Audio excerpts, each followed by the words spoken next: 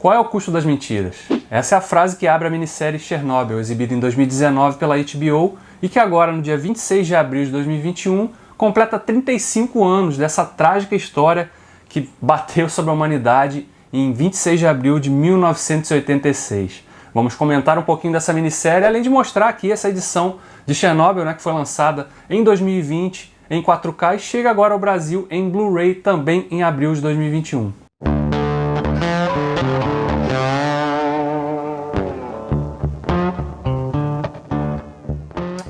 Eu já tinha quase 10 anos quando aconteceu o acidente nuclear e eu me lembro muito bem, né, o pânico que tomou o mundo, porque naquela época a gente ainda vivia, né, ali o finzinho ali da União Soviética, ali começou mesmo a decadência, né, até realmente final da década de 80, a fragmentação, né, da União Soviética.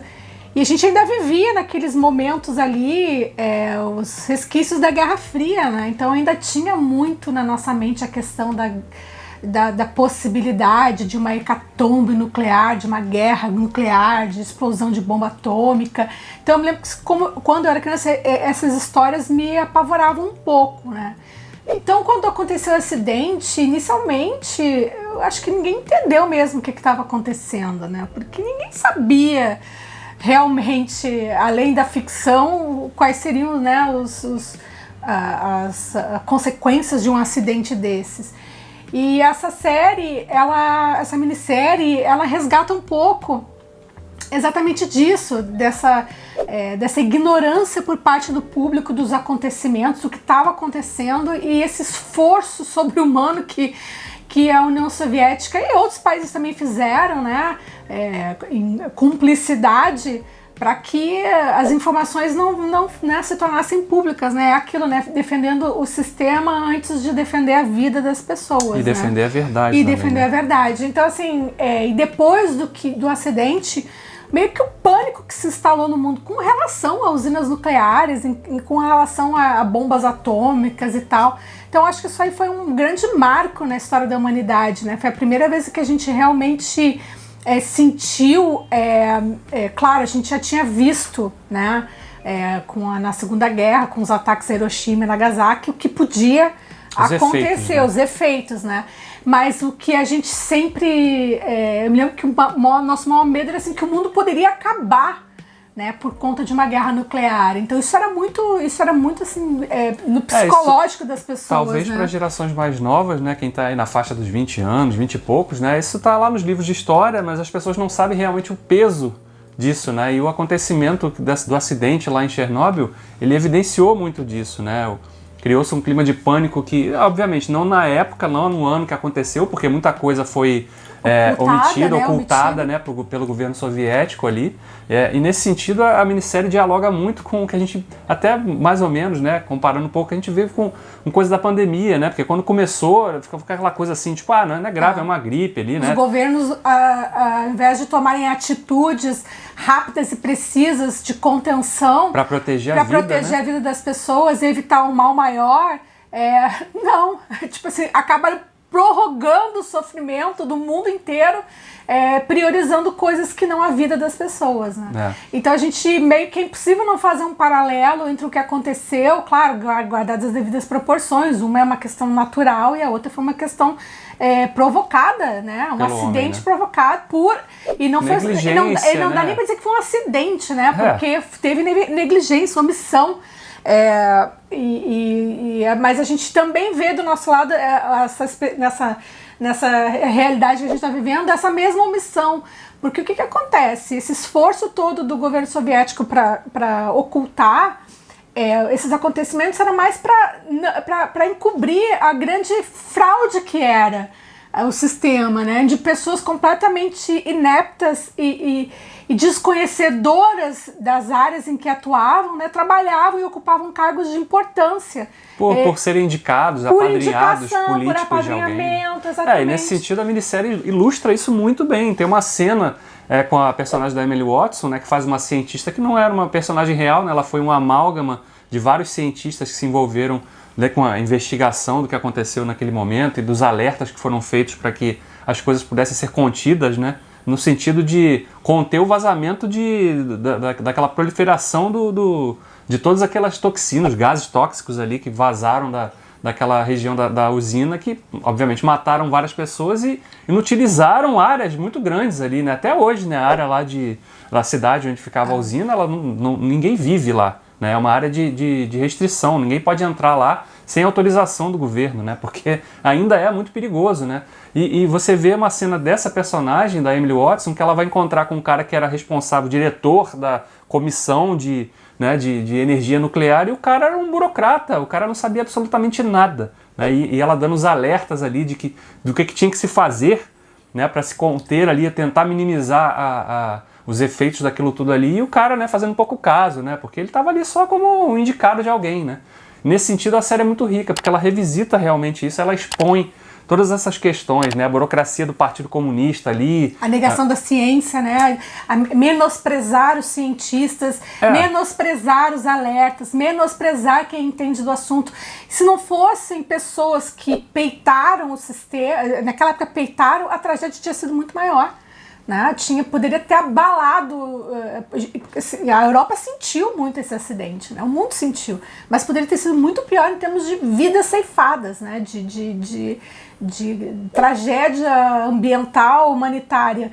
Né? Então a série ela mostra muito isso, ela até na figura dessa personagem homenageia, né, essas pessoas que muitas deram a própria vida, né, para poder salvar a humanidade. Né? O próprio personagem do J. Ed Harris, que a gente pode dizer que ele é o protagonista disso, né, porque a gente vê muito dos acontecimentos sob o ponto de vista dele, a série abre com ele, é ele que faz aquela pergunta de qual é o custo das mentiras, né, o Legasov. Ele faz esse personagem, que foi um personagem real, né? Assim como o Sherbina, que é o personagem feito pelo Stellan Skarsgård, que era um membro lá do Partido Comunista que foi ali colocado ali na função de, né, intermediar o papel do cientista, que é o do personagem do Jared Harris, com as aspirações políticas, nas investigações, né, que foram sendo feitas ali. Então a gente vê a mudança de perspectiva desses personagens à medida que a história vai sendo realmente desvendada, né, os acontecimentos ali, o que provocou aquilo, quem estava por trás, quem seriam os reais responsáveis e o que tinha que ser feito para conter aquilo de fato, né? Não simplesmente negar, tentar varrer para baixo do tapete, porque era impossível. Era o tipo de coisa que não tinha como esconder, era o tipo de coisa que não tinha o que fazer. Ou a tragédia ia ser muito maior, ou não tinha o que fazer, não tinha mentira nenhuma que encobrisse aquilo, entendeu? E você vê a ignorância, né? De novo, voltando àquele ponto de colocar pessoas despreparadas que não têm a menor ideia do que estão fazendo ali. Tipo, não vamos, joga areia lá que vai... Aí o cara, não, se você jogar areia vai piorar o negócio, que vai provocar mais incêndio, as nuvens tóxicas vão se espalhar com mais... A radioatividade se espalha. E primeiro que os helicópteros não vão conseguir chegar perto, porque, né? E a série mostra isso também, né? Que sucessivas tentativas imbecis porque não escutavam quem tinha que ser escutado. Por conta da mentira, fazendo aquilo que acontece com muita gente que vai pra guerra, né? O governo vai lá, convoca o cara pra guerra, não sei o quê, o cara não sabe nem porque que ele tá indo lutar contra o quê, mas ele vai. Sacrificaram ele não vai ganhar nada vidas, né? E provavelmente vai morrer, como a série mostra, que acontece com muitos desses personagens, principalmente ali no início, do ponto de vista daquela história do casal, né? Que a mulher tá grávida e o marido dela, que é bombeiro, é um dos primeiros a ser chamado para ir lá tentar conter o incêndio e se contamina, obviamente, ali, porque não tinha roupa adequada para estar trabalhando com aquilo ali. Ninguém tinha, né? Não existia esse tipo de equipamento. E o cara, assim, literalmente derrete, né, no hospital, uma fração de dias, né? A gente vê isso tudo, né, sob o ponto de vista desse personagem, desse casal, e também de um outro, né, que é o engenheiro, que a personagem da Emily Watson visita também no hospital em Moscou, quando o cara é transferido para lá. Ela chega lá, o cara... É cena de filme de terror, né? É uma minissérie documental, mas que tem sequências que são... Cara, filme de terror perde. Porque você vê uma pessoa ali que está se desfigurando, derretendo. Eu me lembro muito disso na época, de falarem quais eram os efeitos da radioatividade no corpo humano e que as pessoas derretem por dentro. E que é uma das mortes mais terríveis, né, que existem. Então, assim, para quem viveu essa época, essa série foi muito marcante, né, porque a gente, por exemplo, era criança, não tinha noção, né, da proporção das coisas, né, da história por trás do acidente, porque como a gente viu, muita coisa foi realmente encoberta, e com o passar do tempo, com os julgamentos que foram feitos e tal, as coisas foram sendo reveladas, com os cientistas que deram a cara a tapas, né, Perderam a vida, perderam emprego, né? E o impacto disso, né? Porque o Legasov, que é o personagem de Jared Harris, ele a série abre com essa fala dele, que eu já citei, e também já mostra logo nos primeiros minutos que ele se mata, né? Porque a história começa depois do acidente. E esse cara tá lá gravando fitas de fazer o registro realmente para tentar fazer com que a informação fosse realmente chegasse ao mundo, né, real, né, do que aconteceu de fato ali, quem seriam os responsáveis, né, de fato por conta daquilo. E a gente vê esse personagem, ele se mata, né, porque ele não aguentou viver com aquela mentira, né, e com a pressão de ter que não poder dizer a verdade ali, porque, né, um regime ultra fechado, controlado ali, a KGB em cima dele o tempo todo. A gente volta com flashback e vê realmente toda a história do que aconteceu ali a partir da madrugada do dia 26 de abril de 1986. Então, essa minissérie que foi lançada realmente agora em 4K, ela foi realmente gravada, né, com câmeras digitais em 4K realmente. Então, tá muito mais, obviamente, muito mais bonito do que foi a transmissão da TV em 2019, quando a gente viu pela HBO, porque, claro, né, não dá para comparar a mídia física. Mesmo o Blu-ray que está sendo lançado agora no Brasil também de forma oficial, através da Amazon, a imagem é muito melhor. Você vê muito mais detalhe, né? O contraste de uma cena escura com a cena clara, né? Aquela sequência do segundo episódio com os mergulhadores ali tendo que entrar ali num lugar que estava totalmente desorientado. Você consegue sentir isso, mas também percebe e consegue ver, né, o que está acontecendo na cena, que é uma coisa que a transmissão deixava um pouquinho a desejar nesse sentido, né? Por conta da falta de qualidade. Então esse material está bem legal, os extras que estão falando, tem bastidores de cada um dos 5 episódios, perfis dos personagens principais através da perspectiva dos próprios atores, né? Tem o Jared Harris, o Stellan Skarsgård e a Emily Watson falando de cada um dos seus personagens ali, como que eles trabalharam para fazer a composição deles.